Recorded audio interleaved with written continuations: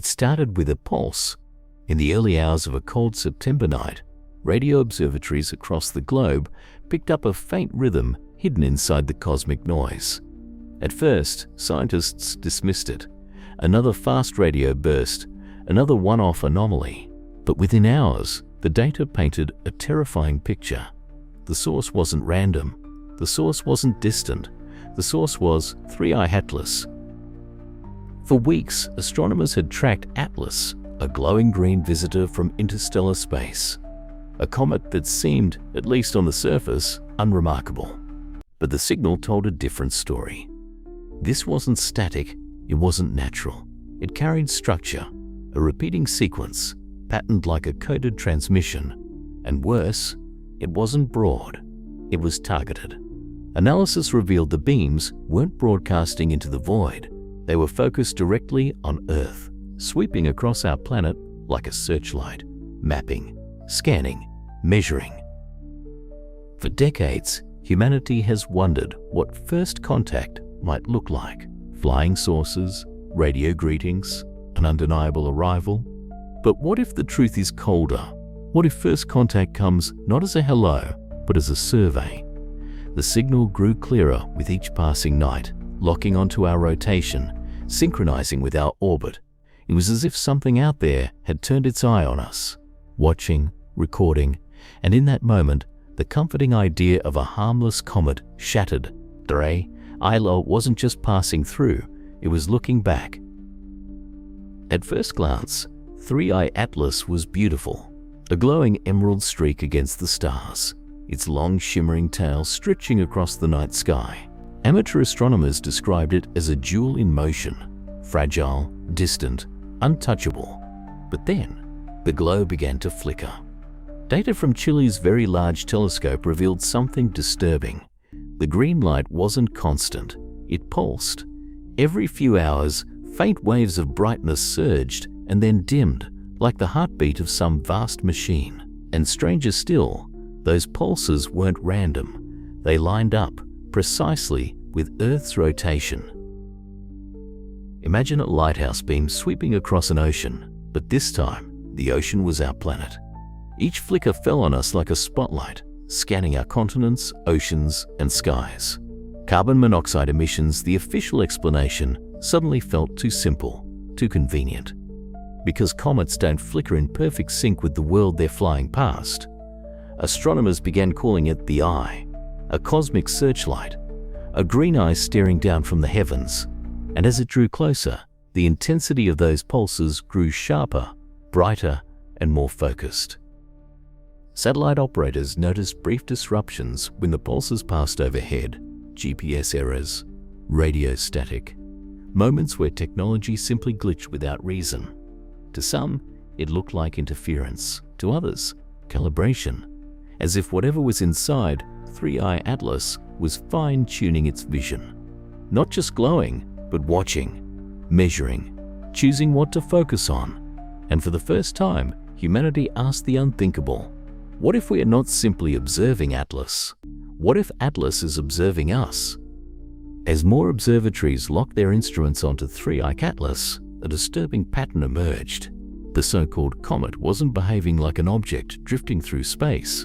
It was adjusting. Telemetry showed subtle but undeniable corrections, minute shifts in velocity and spin that defied the random forces of gravity and solar wind. Instead of tumbling aimlessly, Atlas seemed to be steering itself with accuracy no natural body could match. At Harvard's Center for Astrophysics, analysts compared its movement to radar sweeps. Each rotation corresponded with a wide arc that traced across Earth like a scanner systematically covering every latitude. By the end of the week, the entire globe had been mapped. Oceans, continents, and even regions of low population density. Nothing was ignored. The strangest detail wasn't what Atlas was doing, but how it was doing it. Its brightness spiked only when it faced Earth. When it turned away, the glow stabilized, almost dormant. It was as if the object had a single target in mind, and that target was us. Skeptics argued for outgassing jets, frozen volatiles heating unevenly and pushing the comet into odd spins. But the timing was flawless. The angle's too consistent. Outgassing produces chaos, not precision. What Atlas displayed was intent. Worse still, satellite feeds captured linear bursts of energy leaving its surface, narrow beams invisible to the naked eye, but obvious in infrared. They cut across the atmosphere like invisible spotlights, striking major cities, undersea cables, and remote deserts alike. It was no longer a question of coincidence. Atlas wasn't a comet performing cosmic theater. It was executing a program, a deliberate sequence, and the program's focus was Earth. Long before radio arrays and space telescopes, people read the night like scripture. Monks sketched star tales in iron gall ink. Court astrologers etched omens into bamboo slips. Sailors whispered about lamps moving above black water. Across ages and languages, a single motif kept returning, a green wanderer that did not merely pass, it watched. From ruined tablets in Mesopotamia comes a line that chills modern translators. The emerald torch lingered and counted the fields. In hand records and official notes a banner star whose light searched the empire by districts as if sweeping provinces one by one. A medieval chronicle describes a tailed flame that halted over the cities, then crossed the sea like an eye. None of these accounts agree on dates or dynasties, yet the verbs match with unnerving fidelity. Lingered, searched, counted, halted, looked. Skeptics will say memory invents patterns, but consider the cycles. Rough intervals of 2 millennia separate several of these testimonies, arriving with upheavals, migrations, failed harvests, rulers toppled by rumors of celestial scrutiny. If all that survived were stories, we might dismiss them as myth. And yet carved into cathedral stone and stitched into court tapestries, you find the same odd detail, thin rays extending from a comet's head towards specific horizons, not splayed randomly but aimed. Now with 3i Atlas pulsing, pivoting and sweeping arcs across our planet, the folklore reads less like fantasy and more like a field report from frightened observers without instruments or vocabulary. They could not say spectroscopy or directed emission. They said what they could, the sky searched us. Historians warn against forcing the past to fit the present. Fair, but when the present begins to imitate the past with mathematical precision, caution becomes denial. Perhaps our ancestors weren't superstitious, they were simply first. And if this visitor returns on a clock we never learned to hear, then the bell has just rung again. News didn't break, it evaporated.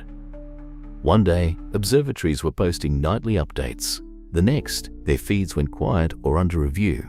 Press officers stopped answering emails. A few researchers tweeted screenshots of odd telemetry, then deleted them within hours. What replaced discussion was a vacuum, precisely shaped, meticulously maintained. Inside that silence, fragments leaked. A redacted memo from a European space center referenced directed sweeps intersecting critical infrastructure windows. A US brief mentioned synchronized overpasses and recommended temporary spectrum hygiene around undersea cable landing sites. In plain language, limit chatter, dim the noise, don't look interesting. Air-patrolled launch facilities reported sudden exercises. A Long March rollout slipped to indeterminate, while a private American pad performed unannounced static fires after midnight. Radar arrays that usually brag about asteroid tracks shifted to maintenance. Even the most publicity-hungry space companies began speaking in polished, empty paragraphs. We remain committed to transparency while coordinating with partners.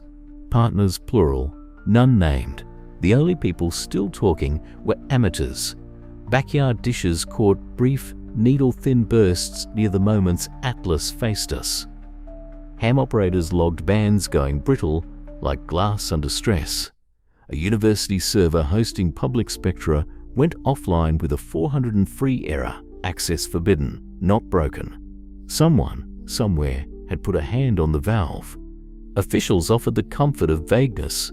We are monitoring, no cause for concern. But you could feel the posture change.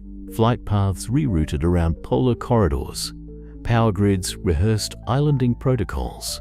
Satellite constellations pushed firmware updates that no one explained. Secrecy is not proof of danger, yet silence is a message of its own, and this one spoke clearly. We see what you see, and we would rather you didn't. Whatever 3i Atlas is doing above our world, the people tasked with protecting it have chosen the oldest defense: close the blinds, lower the lights, and hope the visitor keeps moving. When data refuses to behave, imagination rushes in. Not because scientists want drama, because every tidy explanation has snapped in half. 3 working theories survive triage, each worse than the last. 1. Resource surveyors. Imagine a prospecting rig the size of a small city, but silent and cold, sampling from orbit. The beam patterns fit a geologist's wish list: coastlines, fault zones, metal-rich shields, mid-ocean ridges. Mineral signatures glow differently at specific wavelengths. An advanced platform could read those like barcodes. If true, Atlas is not sightseeing, it's inventorying. You don't take inventory unless you intend to use it. 2. Biosphere Catalog. The pauses over river deltas, rainforests, fisheries, and megacities suggest a second motive: life mapping.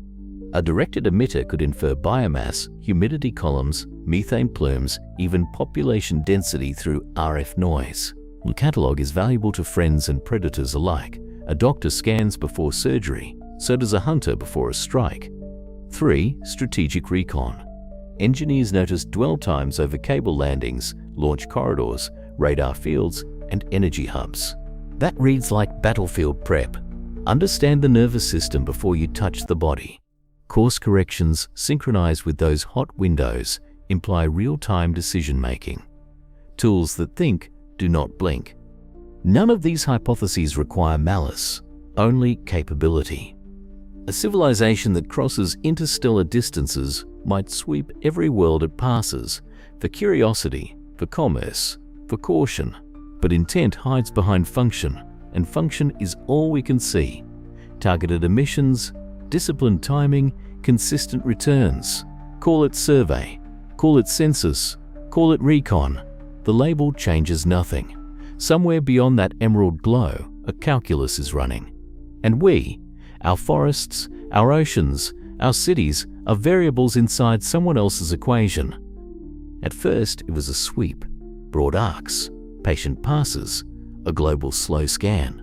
Then the pattern tightened. Astronomers began to notice holds.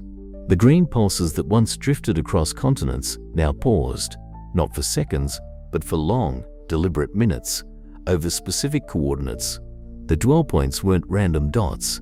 They formed a lattice across the planet: megacities, deep-water ports, data center corridors, inland reservoirs, high-tension substations, polar gateways. If you traced the points on a map, you didn't get art, you got infrastructure. Amateurs saw it first. A backyard rig in Perth recorded a brightness spike that lingered over the Indian Ocean's cable junction.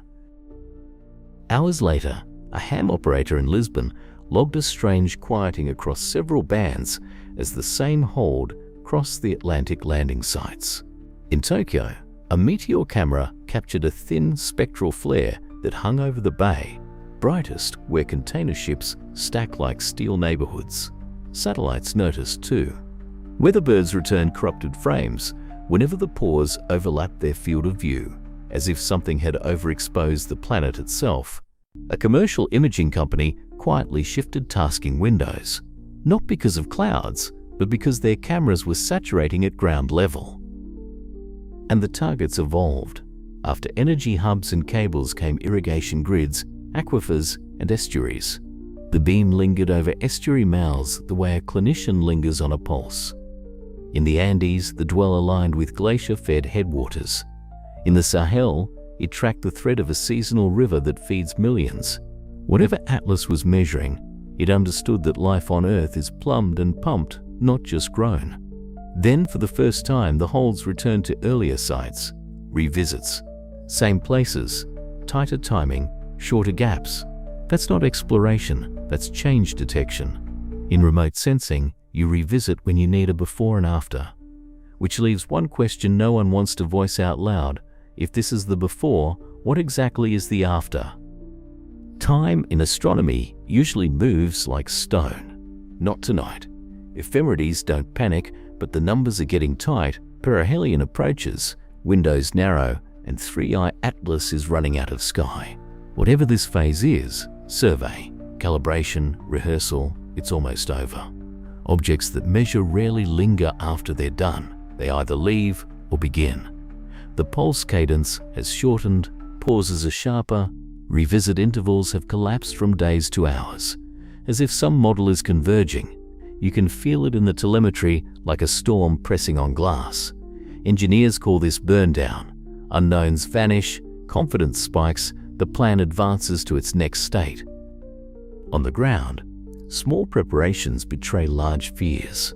Launch schedules suddenly align with the object's blind arcs. Maritime advisories nudge ships away from cable corridors without saying why. Grid operators schedule maintenance at midnight, then finish before the dwell arrives. Airports shuffle traffic for upper air testing, a phrase that means nothing and everything. And above us, the emerald body brightens, not in a blaze, but with the steady inevitability of a dial being turned. The narrow emissions that once swept the planet now occasionally point off Earth. Thin threads cast sunward, data flung into the light. To whom? To where?